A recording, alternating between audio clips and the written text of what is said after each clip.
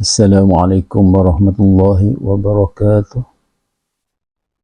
Baru-baru ni ada seorang kawan yang mengalami masalah sakit migrain.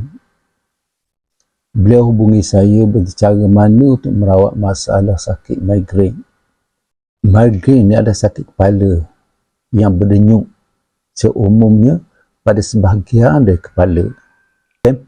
Tempoh serangan migrain ni boleh jadi sekejap dan boleh jadi lama, makan masa jam atau berhari-hari.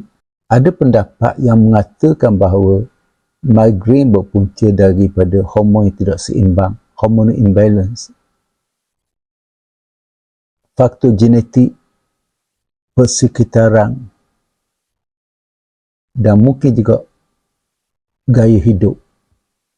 Pada kesempatan kali ini saya cuba beri panduan yang saya gunakan untuk merawat masalah sakit migrain.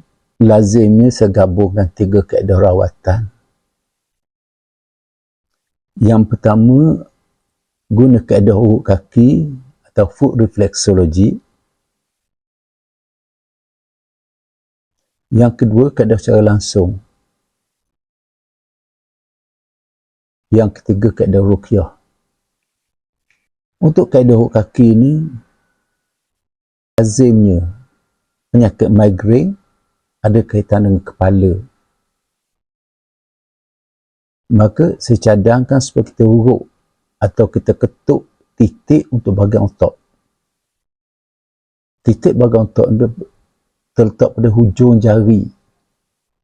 Hujung jari, dia kita ketuk semua jari. Kita ketuk semua hujung jari. Kita boleh urut dan juga boleh ketuk. Lazimnya untuk memudahkan cara, saya nasihat supaya kita guna kaedah ketukan. Guna kayu bulat dan ketuk pada hujung jari dan kita fokus pada jari mana yang kita terasa sakit bila diketuk.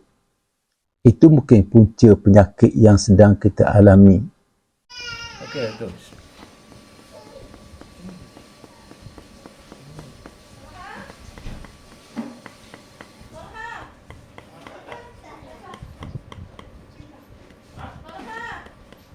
Kita tutup dulu.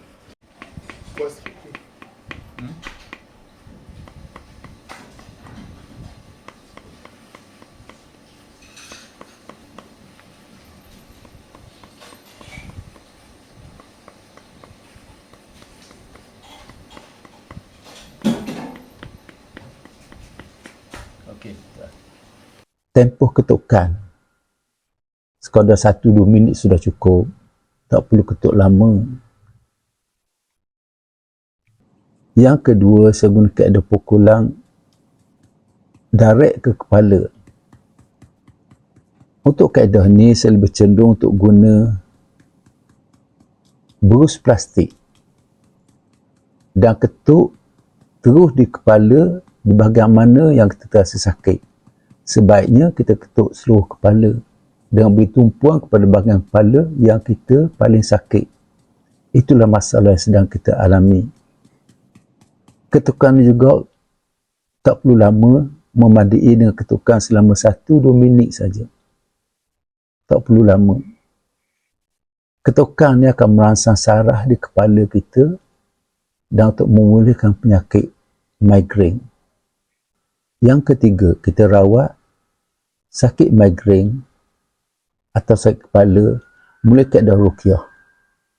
Walaupun saya menganggap bahawa migrain merupakan penyakit genetik, ada pihak yang menganggap bahawa migrain juga merupakan penyakit gangguan.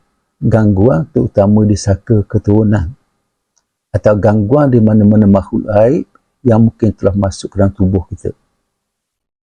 Jadi apa yang perlu kita lakukan untuk bersihkan diri dari gangguan makhluk gaib tersebut? Merawat masalah saka keturunan, boleh tonton video saya sebelum ini.